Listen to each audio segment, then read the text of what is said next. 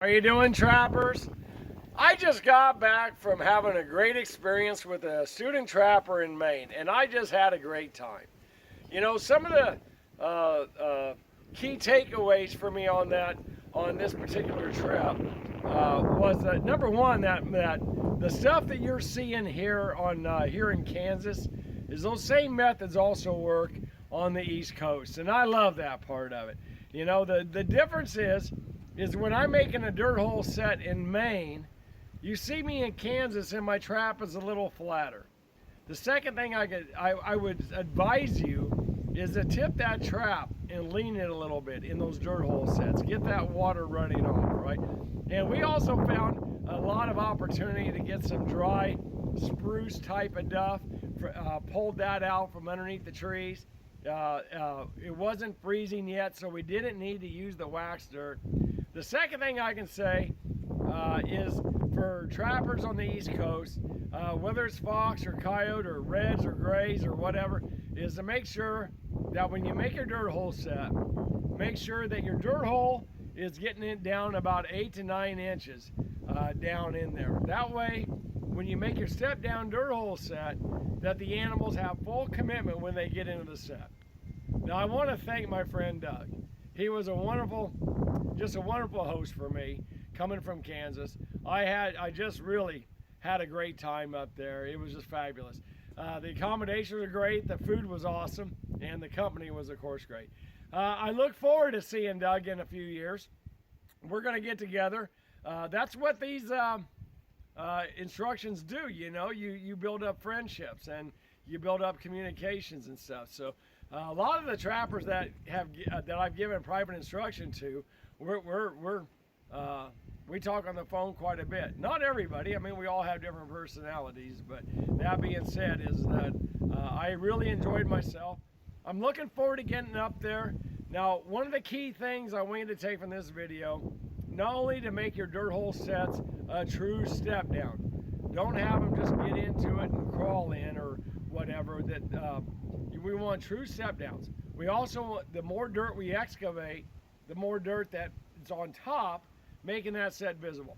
Second takeaway I want to talk about, and that is make sure you're on grassy edges. If you're in the Northeast, as I was, I also saw very mature timber, where the potato fields met mature timber. My statement to Doug at the time is there's nothing here for the coyote. He might travel through here, but think about it from the coyote's perspective. Is there anything to hunt?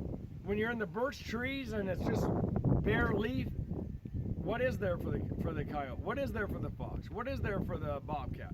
There isn't anything, to be honest with you, in those zones. However, we started looking at some 2, 3, 5, 10-year timber areas, and you had a lot of undergrowth. And when you see in this video, you're going to see that we were catching coyotes and fox in those locations. That's all you can ask for, is to be in those locations. Second is in those kind of a zone, and you guys got some hard ground up in Northern Maine. I mean, it's very hard to find sign. But this coyote from Kansas coyote trapper from Kansas did find sign, and we set it. And I think that's something else I want to emphasize to trappers, is to take the time and look at it. Now, if we do this work in September, early October, we can go ahead and pre-dig our dirt hole sets where we found sign, and we're ahead of the game. We can get more sets in the ground on day one. So anyway, trappers, sit back, kick your shoes off, and enjoy this video. I enjoyed being there, and I'm enjoying showing this video to you. Tight chain, trappers. Ed Schneider in Maine. I'm up here, met a great guy, Doug Solomon, and I said, we're up here doing some instruction, but I'm really excited the fact that I've ramped up some odors on a few products that 2 of them are not on the market yet. But this is the very first coyote that I caught with my new ramped up death scent call lure. I've had it for a while, but there's some things I wanted to do to improve it. And I also used Flint Hills Red Fox paste bait. Standard dirt hole. You guys have seen me do it a million times on YouTube and Facebook and whatnot. But let me talk about the set and the location. Why am I here? Number one, we got a nice 2-track, and it's running along a very grassy, brushy area. I mean, what you want to think about when you're with coyotes is you got to keep thinking tall grass, tall weeds, trashy areas. They will hunt these edges as they come through the area. This is ideal. You know, I couldn't set on the road. That would be nice to be a little bit closer to it. But you got to also rely a little bit on your call lures, a little bit on your baits to do a little bit of pulling for you. The closer you are to it, the odds go up. We've had a lot of rain.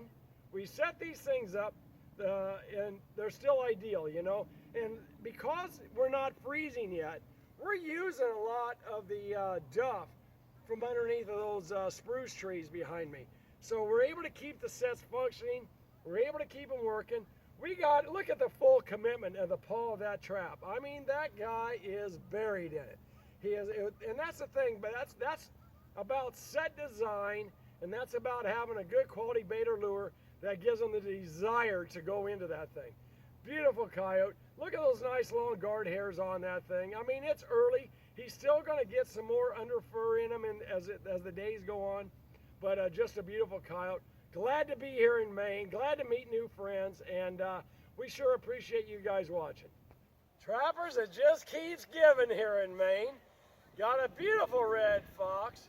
You know, doesn't this area look nice and foxy? I got a wooded edge here, tall grass on that side, got a beautiful hayfield edge. You know, just thrilled to death on this. Now, I just shot a film where I just caught a coyote, and beautiful dark coyote. Similar situation, but in this case I was along the edge of a road. Well, I'm on a nice bare dirt area along the edge of the grass. It made it easy to find the dirt. It was bare open here, so that made it ideal. The second thing I'm excited about this, and I told you how I just ramped up the odors of a lure called Death Scent.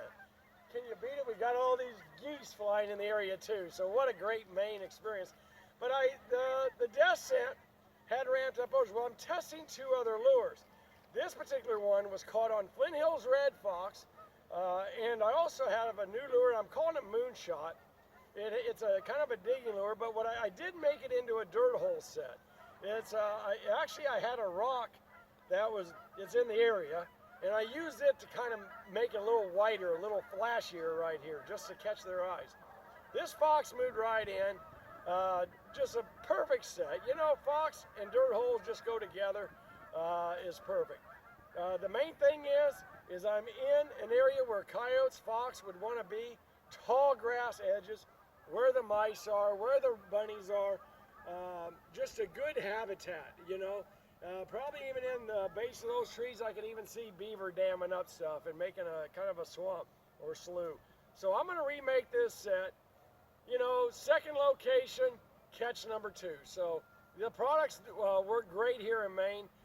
You know, we're just getting started today. Hopefully we won't get skunked the rest of the day.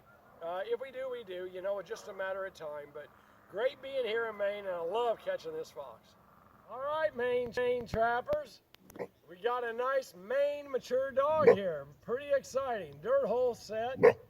Caught on my new test lure of the Moonshot and my Flint Hills Red Fox paste bait. The last animal I caught, I think it was about 3 or 4 stops in between, and since I caught the red fox. So we're kind of keeping steady. It's playing the game of odds and that type of thing.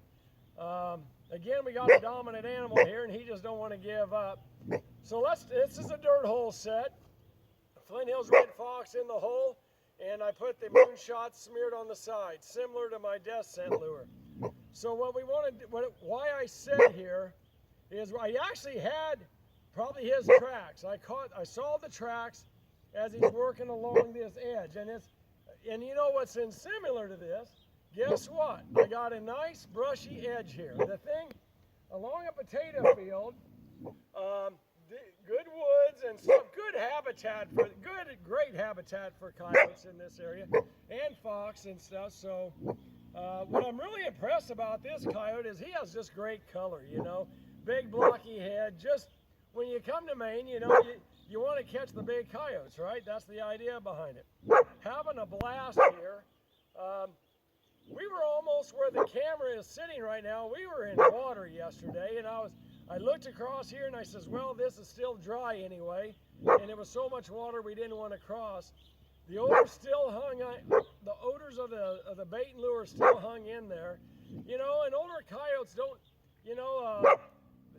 they don't always jump in a dirt hole set. It's just the game of numbers and stuff. I'm glad this guy did, and I'm going to have a muddy remake is what I'm going to have to do. But anyway, trappers, tight chains to you, and let's hope I keep connecting up here. This is my last day in Maine. And what a great little red fox we got here. He is really in that trap. What'd you use in the set, Doug?